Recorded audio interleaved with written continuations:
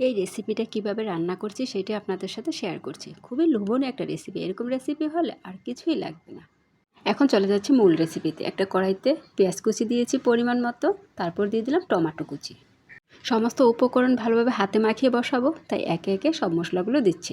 কাঁচামরিচের টুকরো দিয়ে দিলাম, কিছু ধনিয়া পাতা, স্বাদ মতো লবণ, হলুদের গুঁড়া, মরিচের গুঁড়া, ধনিয়ার গুঁড়া, তারপর রসুন বাটা।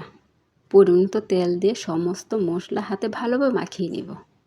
এভাবে হাতে মাখিয়ে ছোটো মাছ বসালে খেতে অসাধারণ হয়। ছোটো মাছের চচ্চড়ি বলা হয়। এইভাবে যখন মশলাগুলো মাখাই এত সুন্দর স্মেল, মনে হয় রান্নাটা এখনই হয়ে গেছে। এতটাই মজার, এতটাই সুস্বাদু হয় রান্নাটা। সবগুলো ভালোভাবে হাতে মাখা হয়ে গেলে ছোটো মাছগুলো দিয়ে দেব। মাছগুলোকে কেটে বেছে ধুয়ে নিয়েছি ভালোভাবে। ছোটো মাছ কাটা যে কতটা কষ্টের, ধুয়ে বেছে নেওয়া। এগুলোর ভিতরে শামুক থাকে, বিভিন্ন পানির পোকা থাকে, ভালোভাবে বেছে নিতে হয়, ধুয়ে নিতে হয়। যাই হোক, মাছগুলো দিয়ে দিলাম। মাছগুলো দেওয়ার পর আলতোভাবে হাতে মেখে নেব, কারণ এখানে বেশি জোরেও মাখা যাবে না, মাছগুলো গলে যাবে বা হাতে কাটা ফুটতে পারে। এভাবে মাখিয়ে কারা কারা ছোটো মাছ রান্না করেন অবশ্যই কমেন্টস করে জানাবেন। যারা খেয়েছেন তারা বুঝতে পারেন যে এভাবে ছোটো মাছ মাখিয়ে কতটা মজার। যারা খাননি অবশ্যই এভাবে ছোটো মাছ একবার হলো ট্রাই করে দেখবেন। মাখা হয়ে গেছে, এখন সামান্য একটু পানি দেব, তারপর চুলায় বসিয়ে দেব আর কিছুক্ষণের জন্য ঢেকে দেব। কারণ ছোটো মাছ চুলায় বসানোর পর বেশি নাড়াচাড়া করতে হয় না, হালকা নেড়ে চেড়ে দিলেই হয়, আর খুবই তাড়াতাড়ি রান্নাটা হয়ে যায়। এতটুকু পানি দেওয়া মানে মাছগুলো সেদ্ধ হবে, মশলার কাঁচা গন্ধগুলো চলে যাবে।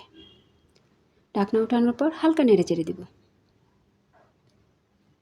আপনারা ঝোলটা কতটুকু খাবেন, একদম শুকিয়ে নেবেন নাকি একটু মাখা মাখা থাকবে, সম্পূর্ণ আপনাদের উপর নির্ভর করবে।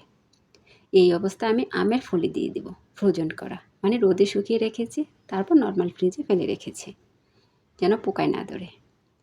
ছোটো মাছে আমার যে কোনো একটু টক খেতে ভালো লাগে, তাই আমের ফলি, বিলম্ব, জলপাই, আম যেটাই হোক না কেন দু একটা ছেড়ে দিই। এটা একদমই অপশনাল। রেসিপিটা হয়ে গেছে। এই রেসিপিটা যদি ভালো লেগে থাকে অবশ্যই একটা শেয়ার করে দেবেন, অন্যদের দেখার সুযোগ করে দিবেন।